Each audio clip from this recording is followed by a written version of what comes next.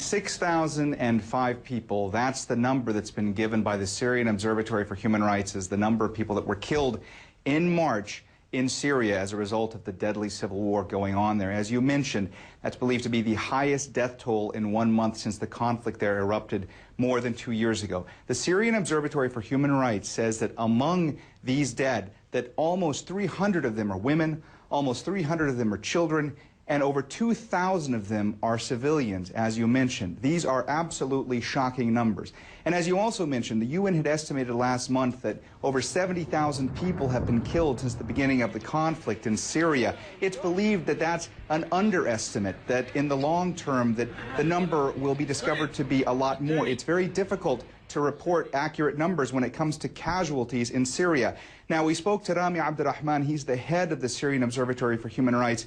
We asked him why he believed there was such a higher number of dead in March in Syria. He said he believed it was several factors, one of them being that there had been increased clashes between the rebels and the Syrian military in the past month. He said also there was a deadly suicide car bombing in Damascus just a couple of weeks ago. He believes that contributed to the higher number. And just the fact that there's been so much more shelling in and around Damascus and in places like Aleppo.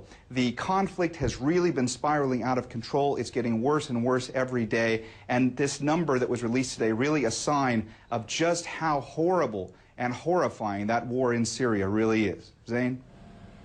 Mohammed, why is there no end in sight? There's been no end in sight as far as, breaking this deadlock on the diplomatic front. You've seen several attempts by the Arab League, by the joint UN Arab League envoy, by other international bodies to try to get the Syrian regime and the Syrian opposition to negotiate some sort of solution. And despite all the talks, and despite the fact that the Syrian opposition has recently taken over the seat in the Arab League of Syria, none of that has helped. It's had no practical impact on the ground in Syria.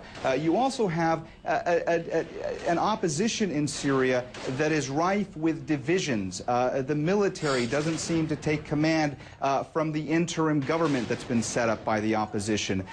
You have disparate military rebel brigades inside Syria fighting in different places. And you have a government, of course, that refuses to negotiate with what they call terrorists. They say they're going to continue to hunt down and kill terrorists. That's the term that Bashar al-Assad gives to the Syrian opposition rebel fighters. And you have a president, Bashar al-Assad in Syria, who remains entrenched and defiant, who refuses to step aside, refuses to heed calls by international bodies to stop the crackdown, the bloody crackdown that's been going on for over 2 years now. It's such a mess in Syria. There's no talking going on. Meanwhile, thousands upon thousands being slaughtered as a result of this war that goes on unabated.